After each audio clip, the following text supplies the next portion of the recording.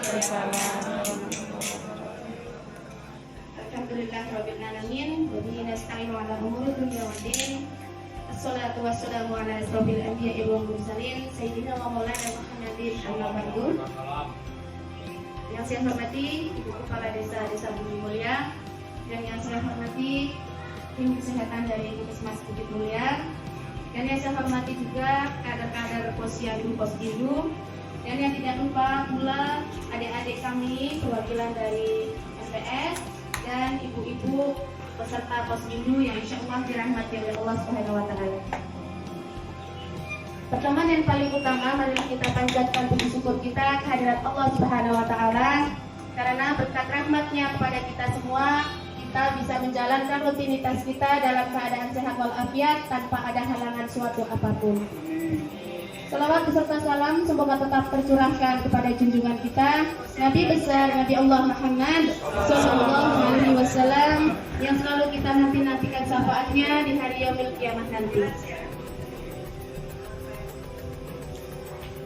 Baiklah bapak-bapak, ibu-ibu semuanya, dan adik-adik yang saya cintai, perkenalkan saya Ernawati. Saya di sini menjadi kader KB yang pada kesempatan pada pagi hari ini ingin memberikan sedikit memberikan edukasi atau materi tentang BKR. Sudah ada yang tahu BKR itu apa? BKR itu adalah binaan keluarga remaja. Jadi bukan berarti saya berdiri di sini itu memberikan untuk menjadi guru ataupun menjadi penasehat, tapi kita di sini saling sharing, saling memberikan edukasi. Semoga dengan apa yang nanti saya sampaikan itu bisa bermanfaat buat kita semua. Jadi tujuan BKR itu adalah untuk meningkatkan pengetahuan dan keterampilan orang tua dan anggota keluarga dalam pengasuhan tumbuh kembang remaja dan kesertaan dalam mempersiapkan usia pendewasaan pernikahan. Jadi seperti yang kita ketahui Bapak Ibu, remaja kita ini butuh sekali pengasuhan yang benar. Tujuannya supaya menghindari yang namanya pergaulan bebas, seks bebas, narkoba, HIV dan AIDS, dan yang sering marak sekali itu pernikahan dini. Jadi keluarga itu harus memberikan kemampuan dan support buat remaja-remaja kita atau anak-anak kita, dan support itu berupa perhatian, waktu, dan dukungan, supaya semua itu bisa memenuhi fisik, mental, dan sosial remaja yang sedang dalam masa pertumbuhan. Ayah ibu juga harus mengerti karakter anak-anak kita atau remaja-remaja kita, seperti bila remaja-remaja kita ini memiliki semangat yang tinggi, rasa ingin tahu yang besar, emosi yang tidak stabil, mudah jatuh cinta, ini buat adik-adik, ya, senang berkumpul teman sebaya, dan memiliki ego yang tinggi. Mumpung adik-adik ada di sini, saya ingin memberikan materi yaitu tentang pernikahan dini ya. Ini mencakup adik-adik semua. Jadi pernikahan dini itu ialah pernikahan yang dilakukan sebelum menginjak usia ideal. Dan usia pernikahan bagi perempuan yang ideal itu ialah umur 21 tahun. Dan yang untuk laki-laki itu 24 tahun. Dampak dari pernikahan dini itu ialah dapat berpotensi melahirkan stunting.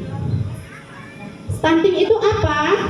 Stunting itu adalah gangguan tumbuh kembang yang menyebabkan anak memiliki postur tubuh pendek dan jauh dari rata-rata anak lain seusianya.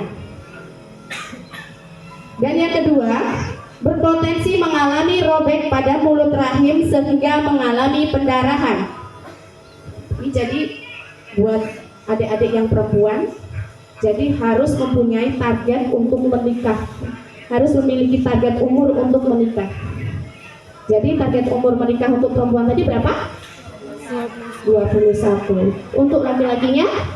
Nah, jadi kalau menikah sebelum umur 21, dia akan mengalami berpotensi melahirkan stunting, mengalami robek pada mulut rahim sehingga mengalami pendarahan, dan mengalami preeklamsia dengan gejala naiknya tekanan darah, kaki bengkak, kejang saat persalinan hingga kematian pada ibu. Dan yang selanjutnya itu berpotensi kanker mulut rahim. Berbahaya bukan? Menikah di usia sebelum ideal itu berpotensi kanker mulut rahim. Dan selanjutnya mengalami kropos osteoporosis saat menopause tubuh. Menopause tubuh biasanya yang sudah memasuki usia lansia. Tubuh menjadi bungkuk, mudah patah tulang, dan usia tua tidak produktif. Jadi di sini itu efek samping atau dampak negatif dari pernikahan dini itu terjadinya itu kebanyakan kepada perempuan. Efek sampingnya kepada perempuan. Jadi yang harus memegang teguh pendirian itu banyaknya harus perempuan. Jika kalian itu setelah menjenjang di sekolah SMP, seharusnya kalian itu harus memasuki jenjang sekolah lagi di SMA. Bertujuannya apa? Semoga supaya umur kalian itu matang untuk memasuki pendewasaan usia pernikahan. Asal kalian tahu, di tahun 2017 itu 260 juta jiwa itu yang ada di Indonesia, warga negara Indonesia. Dan di tahun 2020 itu lebih dari 280 juta jiwa. Banyak bukan? Dan sekarang di tahun 2023 itu sudah melebihi dari 2.800 juta jiwa.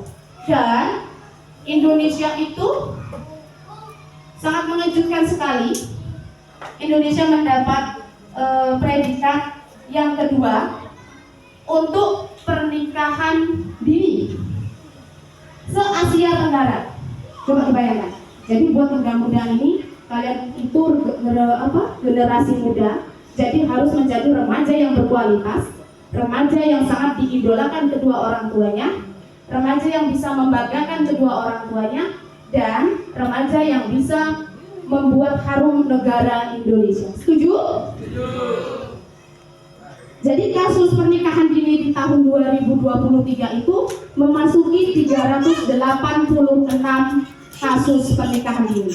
Jadi nanti jika kalian sudah beranjak dari sini, tolong disampaikan kepada teman-teman harus mempunyai tekad atau mempunyai kategori atau mempunyai prinsip. Aku menikah di umur 21 tahun bagi perempuan. Aku menikah di umur 24 tahun. Syukur-syukur aku harus sekolah dulu lebih tinggi untuk membahagiakan kedua orang tuaku. Supaya apa tujuannya? Supaya kalian itu menjadi pemuda yang disiplin,